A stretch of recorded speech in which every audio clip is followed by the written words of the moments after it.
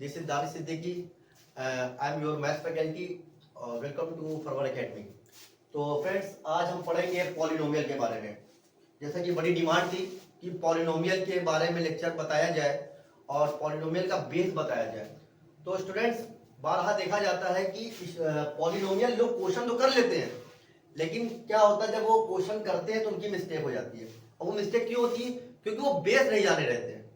अगर हमें कोई खेल खेलना होता है, अगर हम कोई खेल खेल रहे होते हैं तो सबसे पहले हम बचपन में जानते होंगे, हम कोई क्रिकेट खेल रहे होते हैं तो उसका हमें एक रूल बताया जाता है कि भाई ये रूल, इसका गेम का ये रूल है। तो आज इस पॉलिनोमियल का एक बेस, इसका रूल जानेंगे, फिर हम इसके बाद आगे बढ़ेंगे। तो बेटा पॉलिनोमियल जो वर्ड आया है, पॉलिनोमियल वर्ड के बारे में पहले हम जानते हैं। पॉलिनोमियल वर्ड जो मिला है दो चीज से मिलकर बना हुआ है, एक पॉली एक नोमियल। बेटा पॉली का मतलब होता है मेनी। क्या मतलब होता है? मेनी। और नोमियल का मतलब होता है टर्म्स। इसकी थ्योरी बेटा किताब में लिखी हुई है, तुम जाके किताब में पूरा बैठना पढ़ना, हो सकता है रट के समझ लेना, लेकिन तुम्हें एग्जैक्ट समझ में शायद ही कम आए, बहुत कम ही लोगों को शायद समझ में आए। तो आज ये वीडियो इतनी इंपॉर्टेंट है कि तुम्हारा ये बेस एकदम क्लियर कर देगी।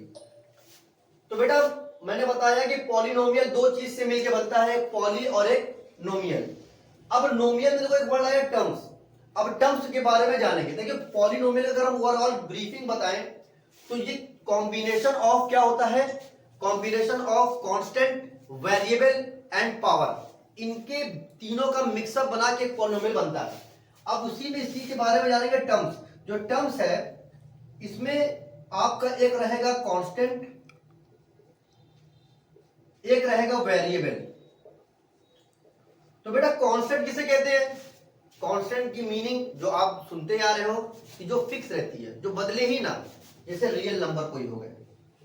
अब रियल नंबर भी लोग कंफ्यूज होते हैं कि रियल नंबर क्या है। तो रियल नंबर किसी अगले लेक्चर में हम बताएंगे नंबर सिस्टम के बारे में कि नंबर सिस्टम क्या होता है। तो रियल नंबर ही जाने कि सारे नंबर जिसमें इरेशनल और रैशनल, इंटीजर, जितने भी नंबर आप सुन रखे हैं कॉम्प्लेक्स नंबर को हटा के, वो सारे रियल नंबर के अंदर आता है। अभी फिलहाल इतना समझे। अब वेरिएबल का मतलब क्या होता है बेटा? वेरिएबल का मतलब होता है जो चेंज हो रहा हो। जैसे मैंने कहा एक्स और वाई और जेड, आपने इसको, ये मशहूर वेरिएबल आपने देखे होंगे, ये बहुत ही फेमस है। अब इसमें एक्स वाई जेड को वेरिएबल क्यों कहते हैं? वो इसलिए कहते हैं, अगर मान लीजिए एक्स की वैल्यू 1 है तो क्या मैं कह सकता हूं कि एक्स की वैल्यू में हमेशा 1 होगी? नहीं हो सकती। कहोगे सर नहीं, कभी कभी x की वैल्यू -2 भी हो जाती है, कभी x की वैल्यू 3/2 भी हो जाती है। तो अब आप देख रहे हैं इसकी वैल्यू चेंज हो रही है। जो इसकी वैल्यू बार बार चेंज हो इसलिए उसको वेरिएबल कहते हैं और उसी नंबर को इस पे स्टोर करते हैं। और कांस्टेंट, अगर मैंने आपसे कह दिया ये 4 लिखा हुआ तो क्या आप इसको मानोगे? मैथ्स के पापा भी आ जाए तब भी आप नहीं मानोगे। क्यों? क्योंकि 1 is 1, इसका सिंबल फिक्स हो चुका है। इसी तरह मैंने कहा अगर ये 4 है तो मैं अगर 14 बोलूं तो आप 14 इसको नहीं मानोगे, इसको 4 ही कहोगे। तो इसलिए जो कांस्टेंट है, जो नंबर फिक्स हो जाते हैं उन्हें क्या बोलते हैं? कांस्टेंट बोलते हैं। ठीक है, इतना क्लियर हो गया होगा। अब हम जो है जानेंगे पॉलिनोमियल का फॉर्मेट क्या होता है। देखिए हर इक्वेशन, हर एक्सप्रेशन का एक फॉर्मेट होता है। ठीक है, तो इसका भी पॉलिनोमियल का भी एक फॉर्मेट होता है कि पॉलिनोमियल का भी एक रूल होता है कि पॉलिनोमियल कौन से किस एक्सप्रेशन को पॉलिनोमियल बोलेंगे। तो बेटा एक्सप्रेशन, मैंने एक नया वर्ड बोला एक्सप्रेशन, अभी मैं इसके बाद बताऊंगा एक्सप्रेशन का मतलब क्या होता है। तो बेटा देखो ये क्या है? ये पॉलिनोमियल का एक्सप्रेशन है, इसको आप ये देख रहे हो, यानी fx = an x की पावर n an-1। अब आप कहोगे ये सर क्या आपने लिख दिया, नंबर तो कुछ है ही नहीं है। अब है क्या ये? तो बेटा देखो ये, इसको समझाने समझने के लिए पहले आपको इनकी अंदर की चीजों को समझना पड़ेगा। फॉर एग्जाम्पल मैंने कहा ये an क्या है, अब an-1 क्या है, an-2 क्या है। तो देखो सबसे पहले इसमें पहचानो कि इसमें वेरिएबल कहां है। वेरिएबल आपने देखा, आपने कहा सर वेरिएबल x है। ठीक है, वेरिएबल क्या हुआ? ये x हुआ वेरिएबल। अब वेरिएबल की जानिए कि जब भी वेरिएबल के बगल में कोई भी नंबर होगा, कांस्टेंट, कोई भी कांस्टेंट टर्म होगा, अगर ये x की दर पे यहाँ पे 4 हो जाए, यहाँ 3 हो जाए, ये 4x हो जाए या 4y हो जाए, इसे आप क्या कहोगे? देखो ये भी एक टर्म होता है, जैसे मैंने बताया था टर्म क्या होता है, ये एक टर्म्स होते हैं। अब ये सिंगल टर्म लिखा हुआ है, ये भी सिंगल टर्म, ये भी सिंगल टर्म, ये भी सिंगल टर्म। तो उसमें क्या होता है, अगर कोई जो टर्म्स होते हैं कांस्टेंट और वेरिएबल, कांस्टेंट और वेरिएबल अगर मिलके कंबाइन होके, यानी प्लस और माइनस के अलावा, प्लस और माइनस के अलावा अगर मल्टीप्लिकेशन और डिवीजन से जोड़ के बने, जैसे 4x क्या है, अब देखिए 4 कांस्टेंट है और x क्या है, वेरिएबल है, और ये मल्टीप्लाई है, तो ये अपने आप में वन टर्म कहलाएगा। क्या कहलाएगा, वन टर्म। ये तरह ये भी देखिए मल्टीप्लाई में है, तो ये भी क्या कहलाएगा, वन टर्म। ठीक है, तो अब इसमें जो कांस्टेंट होता है उसे भी बोलेंगे क्या सर, क्या बोलेंगे इसको, तो इसको बोलेंगे हम कोएफिशिएंट। क्या बोलेंगे, कोएफिशिएंट। और ये क्या हो गया हमारा, वेरिएबल। तो अब इसी चीज को समझते हुए आप इस पे आइए, तो ये क्या हुआ, अब आराम से कह सकते हो सर ये कोएफिशिएंट हुआ। क्या हुआ, कोएफिशिएंट। तो ये क्या हुआ, ये भी कोएफिशिएंट हुआ, ये भी कोएफिशिएंट हुआ, ये भी कोएफिशिएंट हुआ। अब यहां पे तो वेरिएबल नहीं है, हालांकि वेरिएबल है, लेकिन वेरिएबल यहां लिखते नहीं, क्यों, क्योंकि इसकी रीजन के लिए आपको समझना पड़ेगा, इसकी पावर 0 हो जाती है। जब किसी की पावर 0 होती है तो वो 1 हो जाता है, इसलिए इसको लिखते हैं। इसके बारे में आगे डिटेल में हम पढ़ाई करेंगे। फिलहाल हम ये समझेंगे कि ये क्या है, अगर कांस्टेंट वेरिएबल के साथ मल्टीप्लिकेशन या डिवीजन में आएगा तो वो क्या कहलाएगा, वो कहलाएगा आपका कोएफिशिएंट। अब क्योंकि जब पॉलिनोमियल की एक्सप्रेशन लिखी जाती है तो जो पहला टर्म होगा, उस पहले टर्म का जो पहला कोएफिशिएंट होगा उसे बोलेंगे लीडिंग कोएफिशिएंट। क्या बोलेंगे, लीडिंग कोएफिशिएंट। और उसके बाद जितने कोएफिशिएंट है वो वहां पे कोएफिशिएंट होंगे। अब इसी फॉर्मेट पे रख के अब आप कोई भी वैल्यू को रख दोगे, n की वैल्यू, जैसे यहां बताया गया है an -1, ये सब क्या है, ये आपकी सब रियल नंबर। अब रियल नंबर आपको याद आ गया, अभी हमने बताया था ना, रियल नंबर क्या होंगे, वो कांस्टेंट होंगे, आपने नोट कर लिया होगा। अब रियल नंबर जब कांस्टेंट है, और कांस्टेंट किसके साथ लिखा जा रहा है, वेरिएबल के साथ लिखा जा रहा है, और जब वेरिएबल के साथ लिखा जा रहा है उसे क्या बोलेंगे हम, कोएफिशिएंट बोलेंगे। दूसरा कंसेप्ट इसमें ये भी है कि यहाँ n दिया हुआ है, ये देखिए छोटा सा n यहाँ भी है, यहाँ n -1 हो रहा है, यहाँ n -2 हो रहा है। अब इसका मतलब क्या है, इसका मतलब ये है कि यहाँ पे जो n है, सबसे पहली बात समझिए कि जो n है वो नॉन निगेटिव इंटीजर होना चाहिए। आप कहोगे आप इंटीजर क्या होता है, बेटा मैंने कई लोगों से पूछा कि इंटीजर की डिफिनेशन बताओ, वो बता नहीं पाते। मैंने कई लोगों से पूछा, वो कहते हैं सर माइनस इनफाइनाइट से इनफाइनाइट तक सारे नंबर इंटीजर। किसी का जवाब आते हैं कि सारे नंबर इंटीजर होते हैं, लेकिन आपको मैं बताऊं कि इंटीजर किसे कहते हैं। इंटीजर की जो डिफिनेशन होती है ना, इंटीजर की जो डिफिनेशन होती है, इसकी दो कंडीशन आप याद रख लें, ये दो कंडीशन याद कर ले बस। एक ये होता है कि माइनस इनफाइनाइट से लेकर, बिल्कुल सही आप जानते हैं, ये पढ़ा हुआ है कि माइनस इनफाइनाइट से 0 से होते हुए इनफाइनाइट तक जो नंबर जाते हैं वो इंटीजर होते हैं। लेकिन यहाँ ब्रेक लगाइए, वो क्या, सिर्फ यही कंडीशन नहीं है, कंडीशन एक ही है कि सारे डिनोमिनेटर क्या होंगे, वो 1 होंगे। अगर डिनोमिनेटर 1 नहीं है तो याद रखिएगा वो इंटीजर कभी जिंदगी में नहीं होगा। क्योंकि बहुत लोग, अब मैं कहूं 4/3, आप इसको इंटीजर बोलोगे, आप इसको इंटीजर नहीं बोल सकते। क्यों, डिनोमिनेटर क्या है, 3 है। अगर मैंने कहा 4, 5, 6, -2, -3, अब ये क्या है, ये इंटीजर है। क्यों, क्योंकि अंडरस्क्रू होता है कि इसके नीचे 1 होता ही होता है। तो अब देखिए कंडीशन दोनों सब फॉलो कर रही है, दोनों वाली 4, 5, 6, -2, -3 सारे नंबर के अंडर में आ रहे हैं, और इन सब का डिनोमिनेटर क्या है, 1 है, इसलिए इसको क्या बोलते हैं, इंटीजर बोलते हैं। अब यहाँ पे इंटीजर को उसने क्या बोला कि जो n होगा वो आपका n इंटीजर जो होगा नॉन निगेटिव होगा, यानी 0 से बड़ा होगा या 0 के बराबर होगा, निगेटिव नहीं हो सकता। यानी अगर आपको कहे यहाँ n की वैल्यू -2, ये नहीं हो सकती, ये कंडीशन है पॉलिनोमियल के लिखने के तरीके की। उम्मीद आपको समझ में आया होगा। तो स्टूडेंट आपने समझ लिया पॉलिनोमियल होता क्या है, और इसमें हमने कंडीशन इसकी जानी, और इसमें इंटीजर के मतलब देखिए, इसी के बहाने हमने इंटीजर का मतलब भी जान लिया। अब आप इंटीजर के बारे में देखिएगा, पूछिएगा, हो सकता है 100 में से जो स्टूडेंट आपके 9th क्लास के स्टूडेंट होंगे या इवन 10 के भी होंगे, तो उनको सही से इसका कंसेप्ट क्लियर नहीं होगा। तो उम्मीद है आपको इंटीजर का कंसेप्ट क्लियर हो गया होगा। तो चलिए आगे चलते हैं कि जो पॉलिनोमियल है, अब पॉलिनोमियल मैंने टर्म्स की बात को हम आगे बढ़ाते हुए बात करेंगे। टर्म्स को अभी हमने जाना कि टर्म्स अगर मल्टीप्लाई, यानी कांस्टेंट और वेरिएबल अगर मल्टीप्लाई के साथ हो एक साथ, यानी एक कांस्टेंट और एक वेरिएबल मल्टीप्लाई में हो या डिवीजन में हो, तो उस केस में वो टर्म्स एक टर्म कहलाया जाएगा। और वो मल्टीप्लिकेशन वाला जो कांस्टेंट जो वेरिएबल था, जो मल्टीप्लाई करके कांस्टेंट लिखा है हमने, वो क्या कहलाया जाएगा, उसे हम कोफिशिएंट बोलेंगे। अब हम जानेंगे कि जो टर्म्स होते हैं वो कैसे किस कंडीशन पे जो है वो गिने जाएंगे, 1 से 2 हो जाएंगे, 2 से 3 हो जाएंगे, उसके बारे में जानेंगे। देखिए मैंने लिखा ये x, मैंने लिखा y, मैंने लिखा z और फिर मैंने लिखा 2।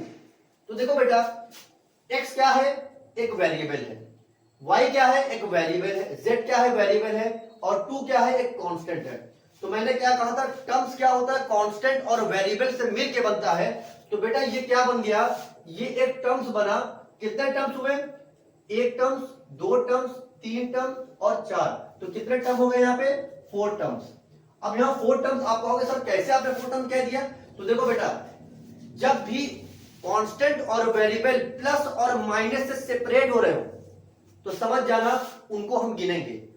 अब देखिए यहां सब प्लस लगे हुए हैं, मैं एक एग्जांपल और देता हूं आपके सामने। मैंने लिखा 2x plus 3y plus z minus 4।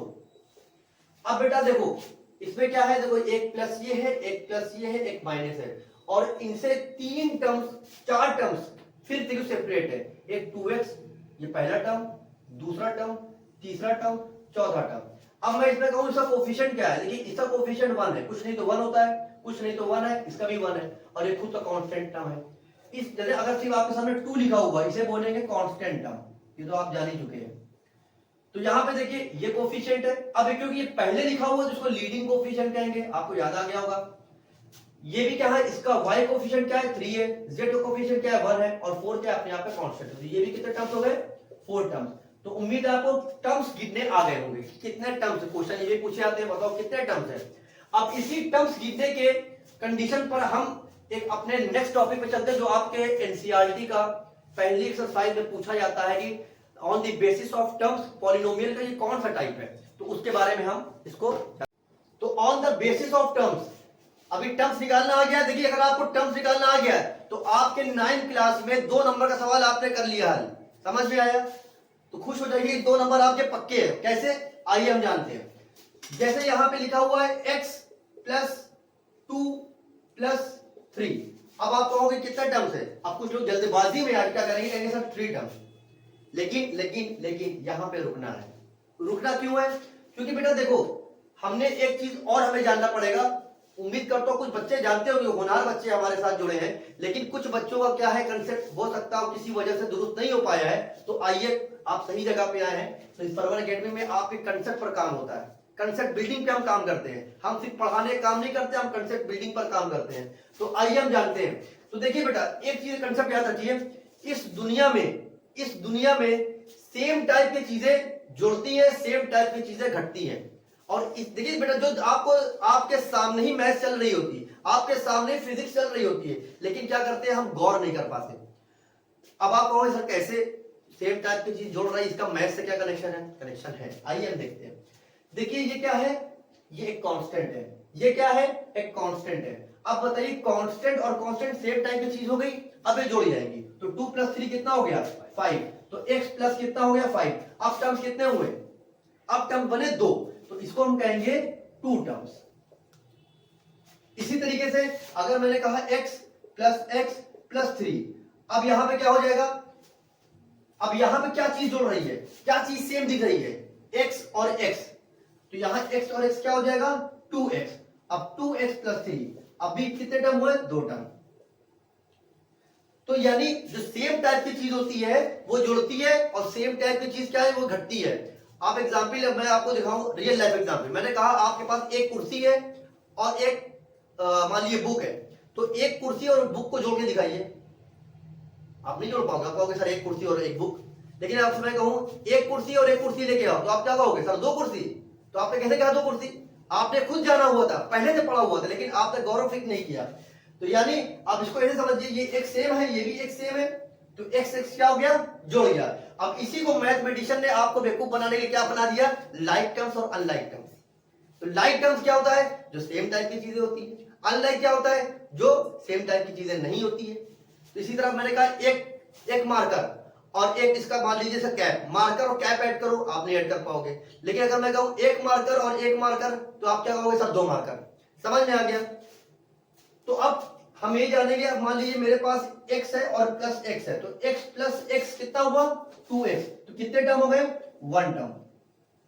अब 1 टर्म जिसके होते हैं, अगर जो पॉलिनोम जो एक्सप्रेशन के 1 टर्म होंगे तो उसको, और पॉलिनोमियल भी वो कहलाएगा, तो उसका एक नाम होता है, उसको बोलते हैं मोनोमियल। क्या बोलते हैं? मोनोमियल।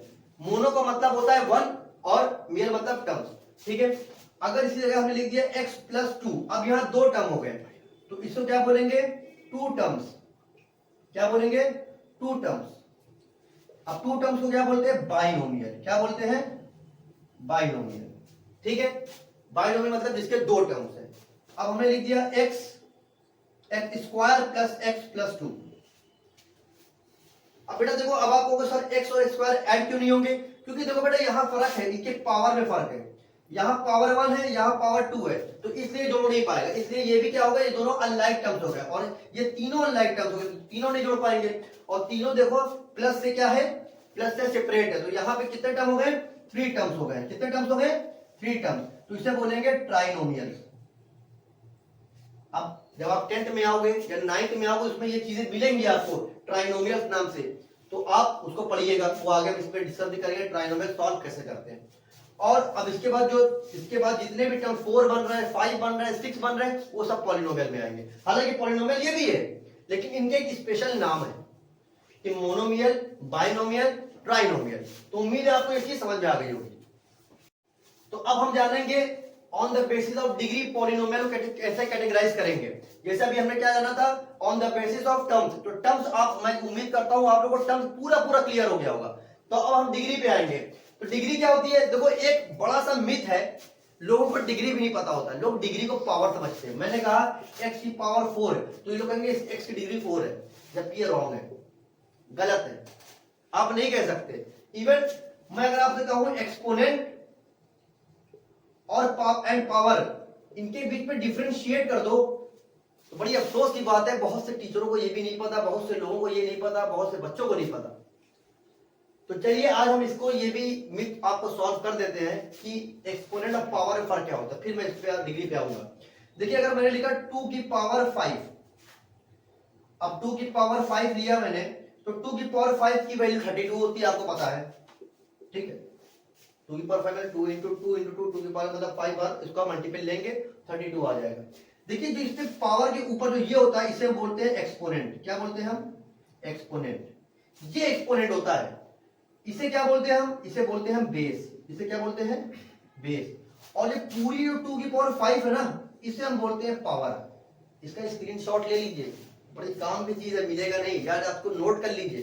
क्या है? 2 की पावर 5 पूरा, इसको हम कहेंगे 2 रेज टू दी पावर 5। तो पावर, इसको पावर नहीं कहते, ये एक्सपोनेंट होता है। पावर किसको कहते हैं? ये पूरा, ये आप देख रहे हैं मैंने सर्किल किया है, 2 रेज टू दी पावर 5, यानी अब ये क्या गया 2, इसकी जिसका एक्सपोनेंट 5 है, ये क्या हो गया है? ये पूरा पावर हो गया। लेकिन हमें आदत हो गई है 2 रेज टू दी पावर 5 बोलने की, तो हम समझते हैं पावर ये है, तो नहीं, पावर क्या होता है? ये पूरा, एक्सपोनेंट ये होता है और बेस ये होता है। तो चलिए अब हम जानते हैं कि इसे डिग्री क्या होती है। तो बेटा पावर और डिग्री में भी फर्क होता है। जैसे मैंने कहा x raise to the power 4 plus x raise to the power 3 plus x raise to the power 2, यहां पे फिर 1 कर दिया, 1 लिखते नहीं है, चलिए 1 लिख के दिखा देते हैं और x 0 कर देते हैं। अब देखिए जब इसको एक्सप्रेशन लिखेंगे ना, तो ये ऐसे होगी,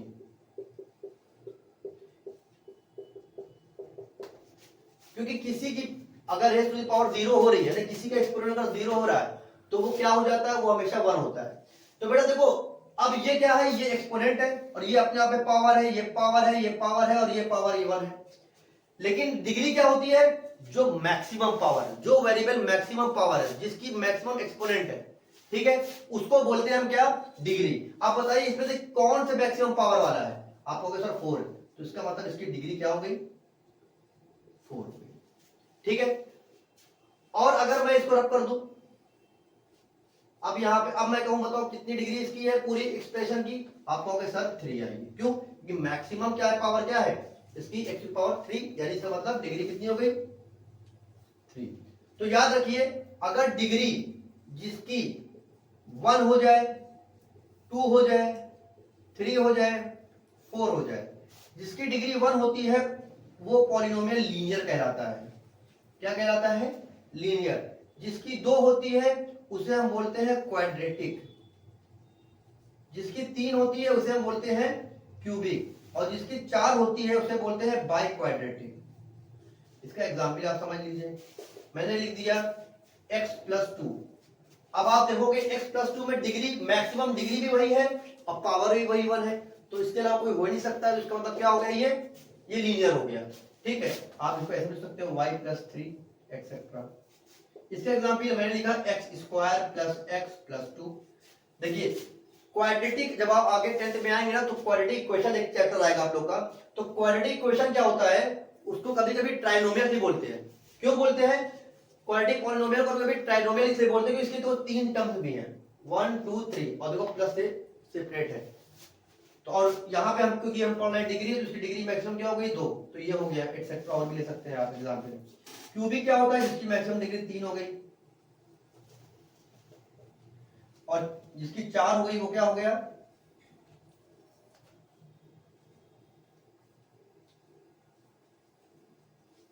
वो बाई क्वाड्रेटिक हो गया। तो उम्मीद है आपको ये क्लियर हो गया होगा। अब इस पे कंसेप्ट कभी कभी आदमी क्या करता है ना कि x³ ऐसे क्वेश्चन दे देता है, x³ + 1। तो बेटा आप कहोगे सर आपने तो इस तरह पढ़ाया था। तो याद रखिएगा यहाँ पे जो है ये भी क्या होगा, हमें सिर्फ डिग्री देखनी है। क्या लिखा हुआ है? x की मैक्सिमम डिग्री क्या है? 3 है। तो इसका मतलब क्या हो गया? मतलब मैक्सिमम पावर 3, उसका मतलब डिग्री से क्या हो गई? 3, यानी क्यूबिक कहलाएगा। आपको सर ये इस फॉर्म में क्यों नहीं है? वो इसलिए नहीं है ना बेटा, क्योंकि x³ प्लस इसके बाद क्या होगा? 0x² हुआ होगा, फिर 0 × x हुआ होगा, फिर यहाँ पर आएगा। अब ये टर्म पूरा बना क्या मिल गया? ये 0 हो गया। इस वजह से आपको ये मिल रहा होगा, ये छुपा रहता है। कभी कभी इसका सवाल आते हैं, हम इसको डिटेल में अगर पढ़ेंगे। अभी हमने सिर्फ आपको इंट्रोडक्शन दिया है, डिग्री के बेसिस पर पॉलिनोमियल को कैसे क्लासिफाई करते हैं, और टर्म्स के बेसिस पे हम इसको पॉलिनोमियल को कैसे क्लासिफाई करते हैं। उसके अलावा हमने और भी बेसिक चीजें जानी। अब आगे हम पढ़ेंगे पॉलिनोमियल। अब नेक्स्ट चैप्टर में जब पढ़ेंगे तो वो पॉलिनोमियल से शुरुआत करेंगे। ये पॉलिनोमियल जो मैंने एक्सप्रेशन लिखी थी ना, वो एक्सप्रेशन हम उसको स्टार्ट इंशाल्लाह करेंगे। तो नेक्स्ट लेक्चर में बेटा हम लोग इसको आगे पढ़ेंगे, जहां पे पॉलिनोमियल था। पॉलिनोमियल की जो मैंने एक भी एक्सप्रेशन लिखी थी आपके सामने, f(x) जो आपने लिखा होगा, उसके आगे से हम पढ़ेंगे। अभी मैं आपको इसके डिटेल के बारे में डिटेल लेक्चर बता रहा था कि पॉलिनोमियल होता क्या है, डिग्री क्या होती है, और टर्म्स क्या होता है। तो अब हमारे साथ बने रहे परवर एकेडमी में, और ये लेक्चर को जो मैंने पढ़ाया इस पर 2-3 बार, कम से कम 2-3 बार देखेंगे, तब जाके आपको जहन एकदम बैठ जाएगा कि ये होता क्या है, क्या डिग्री है, क्या इंटीजर है, क्या पावर है, एक्सपोनेंट जिसे कहते हैं। और आप मुझे कमेंट में जरूर बताइए और कौन सी ऐसी चीजें जो बेसिक्स आपको अभी तक क्लियर नहीं हुई। क्योंकि बेटा क्या होता है ना, कभी कभी हम आगे क्लास पहुंच जाते हैं लेकिन हमें बेसिक्स नहीं पता, फिर हमें शर्मिंदगी होती है कि टीचर से पूछेंगे तो अगल बगल लोग क्या सोचेंगे। तो यहाँ पे कोई शर्म नहीं है, कोई हया ना करिएगा। बिल्कुल आप कमेंट में बताएं कैसा लेक्चर लगा, और लेक्चर के बाद अगर आपको अच्छा लगा तो इस पर लाइक और सब्सक्राइब करें। उसके अलावा इसको शेयर कर दें, कमेंट करके बताएं मुझे कि कौन सा नया लेक्चर आपको पढ़ना है और कौन सा ऐसा डाउट है जो अभी तक आप क्लियर नहीं हुआ। तो उम्मीद है आप लोग समझ गए होंगे।